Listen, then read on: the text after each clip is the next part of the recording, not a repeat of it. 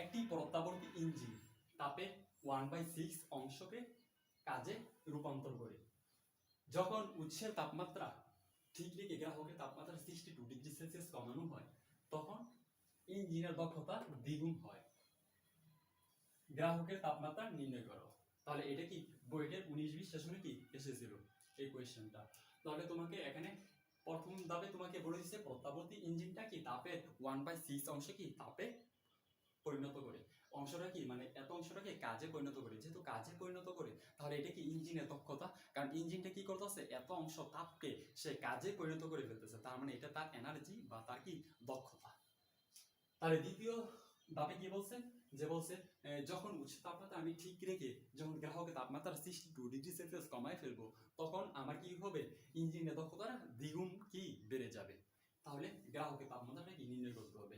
তাহলে দেখো প্রথম ধাপে আমি কি দেখতেছি যে আমার ইঞ্জিনের দক্ষতাটা কি দিয়েছে। তাহলে ইঞ্জিনের দক্ষতা, তাহলে আমরা কেসটি কি দেখতে পারি, দক্ষতা is equal to 1 minus T2 divide by T1। তার মানে এখানে তাহলে এই দক্ষতা কত দিয়েছে আমার 1/6 কি দিয়ে দিছে। তাহলে 1/6 ইজ ইকুয়াল টু, তাহলে এখানে হবে 1 minus T2 divide by T1। তাহলে এখানে এই T2টা হচ্ছে কি গ্রাহকের তাপমাত্রা আর T1টা হচ্ছে উৎসের তাপমাত্রা।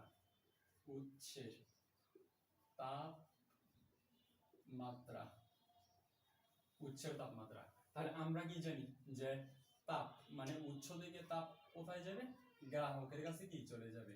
তাহলে উৎস থেকে তাপ কোথায় যাবে, গ্রাহকে চলে যাবে।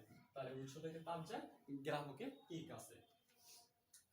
তাহলে দেখো, তাহলে এখানে এটা কি প্রথম ধাপে ছিল। তাহলে দ্বিতীয় ধাপে কি করবে, তাহলে দ্বিতীয় ধাপে আমি দেখতেছি যখন আমি উৎসের তাপমাত্রা ঠিক রাখবো, তার মানে কি উৎসের তাপমাত্রা আমি কি ঠিক রাখবো। তাহলে উৎসের তাপমাত্রা আমি কি ঠিক রাখতেছি, দেখো উৎসের তাপমাত্রা ঠিক রাখলাম। এবার কি করব, গ্রাহকের তাপমাত্রা কত ডিগ্রি কমাই দিব, 62 ডিগ্রি সেলসিয়াস কি কমাই দিব।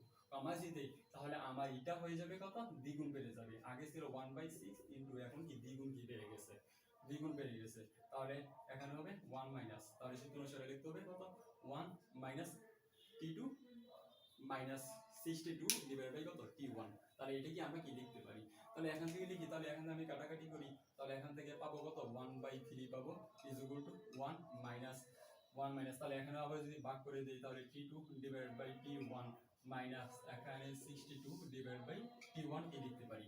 দেখো এতটুকু অংশ কিন্তু আমরা প্রথম ধাপে কিন্তু পেয়ে গেছিলাম যে এই যে T1 minus T2 divide by T1, তাহলে এতটুকুর মান কত 1/6, মানে কি এটা, তার মানে এই যে দেখো 1 minus T2 divide by T1, তার মানে এতটুকু জায়গা কত লিখতে পারবো আমি 1/6 কি লিখতে পারবো বা এটা লিখতে পারবো।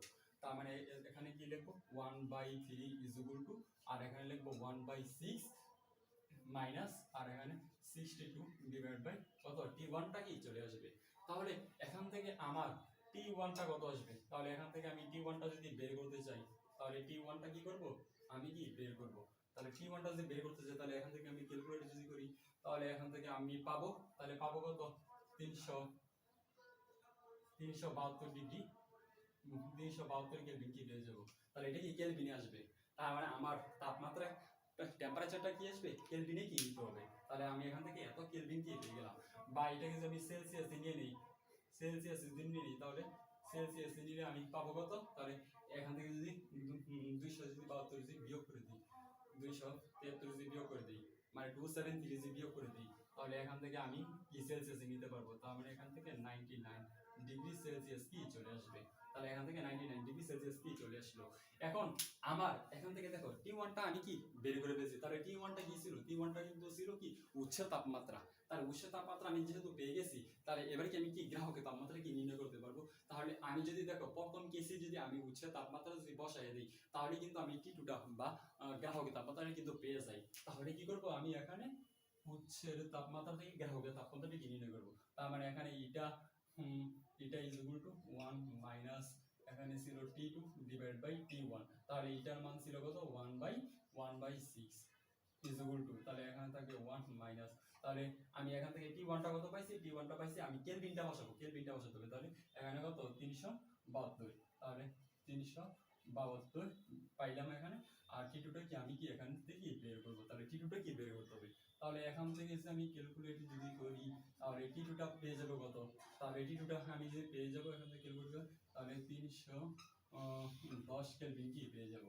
তাহলে এটাকে যদি সেলসিয়াসে নিতে চাই তাহলে এখান থেকে 273 কি বিয়োগ করে দিব, তাহলে 273 যে বিয়োগ করি তাহলে এখান থেকে আমি উঠ করি 37 ডিগ্রি সেলসিয়াস কি পেয়ে যাব।